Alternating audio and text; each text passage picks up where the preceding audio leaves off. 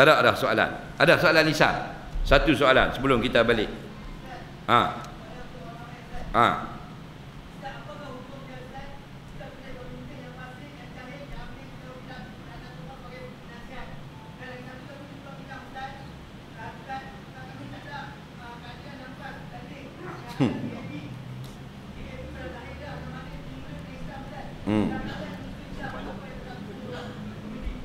Baik. Kita nak milih pemimpin ni macam kita nak naik bas. Nak naik bas tau. Jadi kalau bas ni 40 penumpang. 40 penumpang berapa steering? Satu steering. Tak ada bas 40 steering. Hancur. Nampak? Jadi kalau yang pula steering bas ni, dia kita tengok dia ni mabuk. Sampai dekat bas pun huyuh hayah. Orang duk tunggu nak naik. Mana driver? Driver tengah on the way main. Tiba-tiba main dengan motor. Dah tok terus parking dalam longkang. Mabuk. Lepas tu tak masuk ke pintu bas, masuk ke pintu barang. Nerak bawah tu. Kata siapa ni turut? Inilah driver. Kalau driver mabuk lagu tu, kita pakat naik dak bas tu. Nanti dulu. Naik dak? Sampai dak KL? Sampai dak KL? Tak sampai. Pasal apa? Tahu dah. Nak, dah pintu bas tak masuk pintu barang. Takkan aku nak gadai nyawa aku anak bini naik bas ni. Sebab kalau 40 orang penumpang mabuk, driver je tak mabuk, selamat tak perjalanan? Selamat. Tapi kalau seorang yang mabuk, iaitu driver, lingkup. Walaupun 40 orang dalam tu tak mabuk, duk yang hana-hana, Allah duk belakang tu, hancur juga. Begitulah kita nak pilih pemimpin. Maka pemimpin kita ni yang pertama sekali, kalau bab memimpin negara ini, dia kena orang Islam. Faham tak? Kena orang Islam. Baik, kalau kita duduk dalam negara yang pemimpin dia orang kafir dan dia ada pilihan raya, adakah boleh kita mengundi? Jawabnya boleh. Undilah yang mana lebih mesra dengan orang Islam.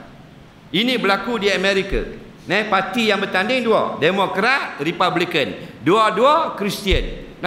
Maka ulama dia mereka memberi fatwa umat Islam mereka mestilah beri undi kepada parti yang lebih baik dengan orang Islam.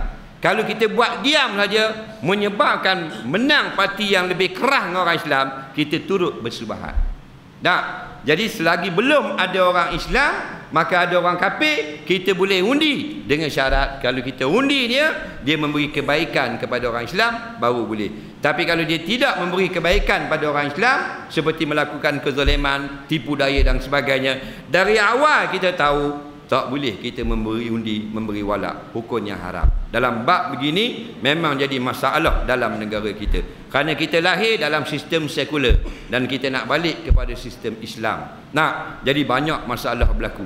Yang bertanya pun, kalau duduk di atas sekarang, jadi menteri-menteri, hang tak main dah tanya soalan ni. Betul tak? Hang seronok duduk atas ni dah. Oleh kerana hang tak jadi, hang tanya aku.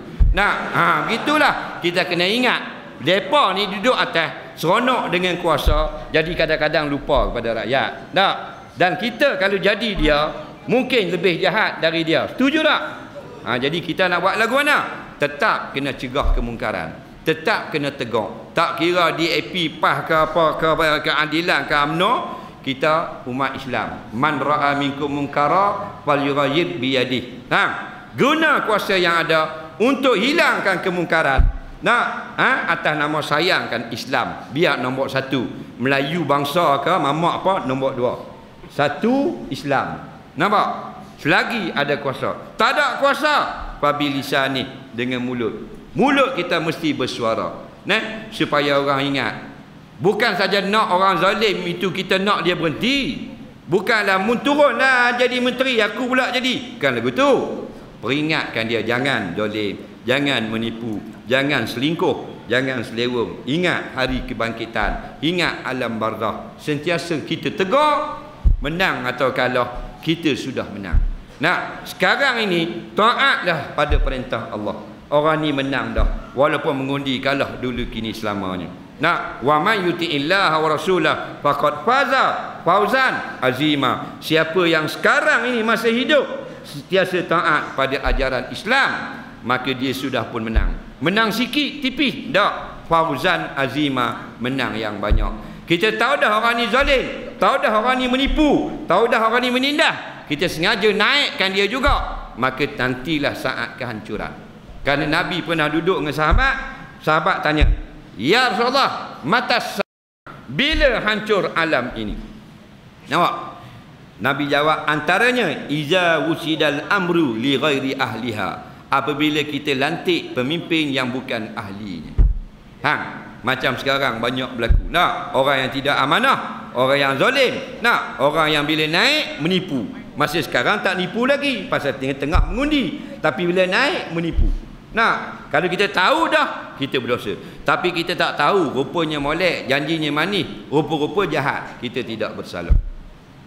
Tengok keadaan sekarang bila nak pilihan raya, semua mari janji-janji manis. Ni bukan nak cerita politik, ni teguran.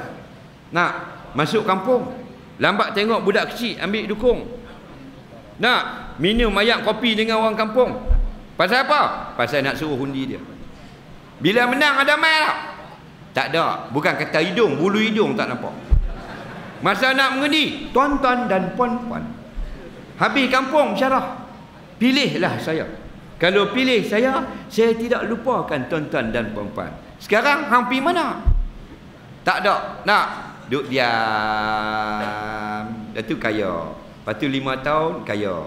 Tanah sini 5 relung, sini 3 ekar. Anak dapat jadi manager sini apa semua. Okey, kalau okey, selamat. 18 tahun boleh makan minum kenyang. Nak kita juga duk makan martabak dengan nasi kandang. Dah apa tak? Tapi tak apalah. Kita wajib. Tapi kalau tahu dah zalim, tahu dah menipu, haram kita bekerja sama. Ingat, wala tarkanu ilal ladzina zalamu wa tamassakumun nar. Jangan sekali-kali kamu rasa hati kamu menyebelahi orang yang zalim. Pasti kamu masuk di dalam api neraka.